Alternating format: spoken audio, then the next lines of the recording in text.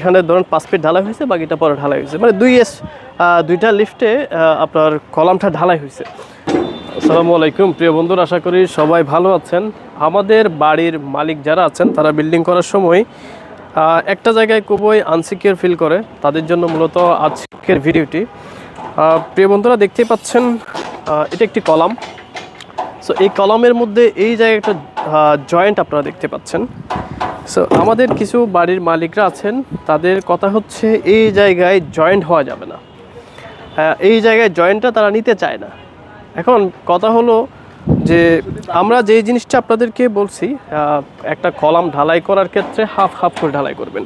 মানে এইখানে ধরুন 5 ফিট ঢালাই হয়েছে, বাকিটা পরে ঢালাই হয়েছে, মানে দুইটা লিফটে আপনার কলামটা ঢালাই হয়েছে। বাট এটা একসাথেও ঢালাই করা যায়, তবে সিস্টেমটা ফলো করে ঢালাই করতে হয়। একসাথে ঢালাই করা যায় না তা কিন্তু না। বাট একটা জায়গায় হচ্ছে প্রবলেম, যে তারা বলতেছে আমি এটা বাড়ি করব, সেখানে জয়েন্ট হবে কেন, এটা জয়েন্ট হওয়া যাবে না, হ্যাঁ ফুল একসাথে ঢালাই করতে হবে। সো একসাথে ঢালাই করতে গেলে সিস্টেমটা ফলো করে ঢালাই করতে হবে, করা যাবে, অসুবিধা নাই। বাট যে সিস্টেমটা আপনাদেরকে বলছিলাম সেই সিস্টেমটা ফলো করে আপনাদেরকে ঢালাই করতে হবে। এখন একটা বিষয় খুব ভালোভাবে খেয়াল করতে হবে, যে বড় বড় হাইরেজ যে বিল্ডিংগুলো হয় এগুলো কখনো জোড়া ছাড়া পসিবল না, জোড়া ছাড়া পসিবল না। একটা বিষয় খুব ভালোভাবে খেয়াল করতে হবে, সেটা হচ্ছে কনস্ট্রাকশন প্রজেক্টে জয়েন্ট বলতে আসলে কোনো শব্দ নাই। এখানে জয়েন্ট হবে স্বাভাবিক, এটা কোনো ব্যাপার না, এটা একদম ইজি একটা বিষয়। আপনি 5 ফিট ঢালাই করলে এখানে জয়েন্ট হবে, এটা কোনো ব্যাপার না। সমস্যা তখন যদি দেখা যাচ্ছে আপনার এখানে হানিকম চলে আসছে, ঢালাই ভালো হয় নাই, তখন সমস্যা। অন্যথায় কোনো সমস্যা নাই। নাইলে আপনি খেয়াল করেন, যখন একটা ফ্লাইওভারের যে কলামগুলো করা হয়, অনেক বড় বড় 30 ফিট 40 ফিট যে কলামগুলো করা হয়, এগুলো দেখা যাচ্ছে 3 ফিট করে ঢালাই করা হয়। তাহলে এগুলো কি জয়েন্ট হচ্ছে না? হচ্ছে। এখন বিষয় হচ্ছে আপনি কোন স্টেপে ঢালাই করবেন বা কীভাবে ঢালাই করবেন, সেটা হচ্ছে বিষয়। দেখুন, আমরা আপনাদেরকে বলছি 5 ফিট করে ঢালাই করা। যেমন এটাও 11 তলা একটা প্রজেক্ট, এখানে আমরা 5 ফিট করে ঢালাই করছি, ফার্স্ট লিফ সেকেন্ড লিফে এভাবে ঢালাই করছি।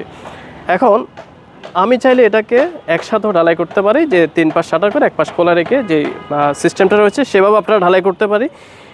এখন আপনি যদি ফুল হাইট ঢালাই করেন এই সিস্টেমে করবেন। বাট এখানে একটা বিষয় হচ্ছে, আপনি বাড়ির মালিক যখন আপনি কন্ট্রাক্টর বা মিস্ত্রিকে বলতেছেন আমার কলামটা ফুল হাইট ঢালাই করবেন, এটা করতে গিয়ে যে প্রবলেমটা হচ্ছে, দেখা যাচ্ছে যে মিস্ত্রি সাহেব ফুল কলামটা একসাথে শাটার করছে।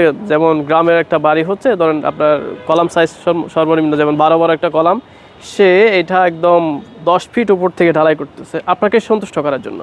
আপনি যেহেতু বলছেন আপনাকে সন্তুষ্ট করার জন্য, ওরা কী করতেছে, কোনো জয়েন্ট রাখতেছে না, একদম উপর থেকে ওরা ঢালাই করতেছে, নরম মশলা দিয়ে ঢালাই করতেছে। আলটিমেটলি আপনি মনে করতেছেন যে আমার কলামটা খুব সুন্দর হয়েছে, ভালো হয়েছে, এটা মনে করেন। বাট আলটিমেটলি আপনি লুজার হচ্ছেন, সেটা আপনি জানেন না। কেন?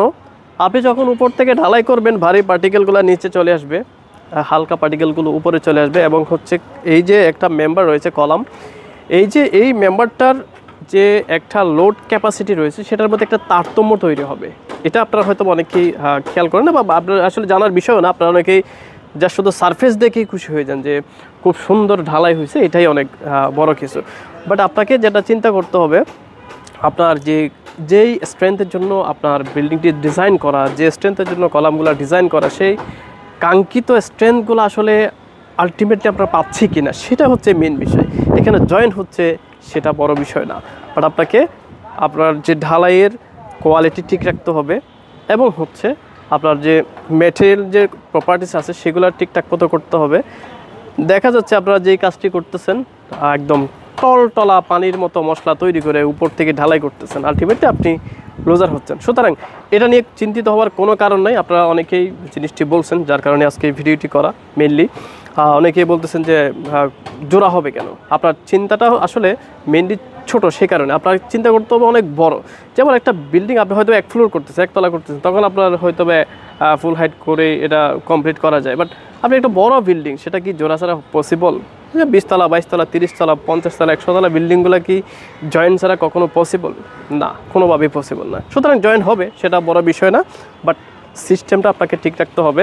কোয়ালিটিফুলভাবে কাজ করলে কোনো সমস্যা না, আপনাকে এটা নিয়ে কোনো চিন্তাও করতে হবে না।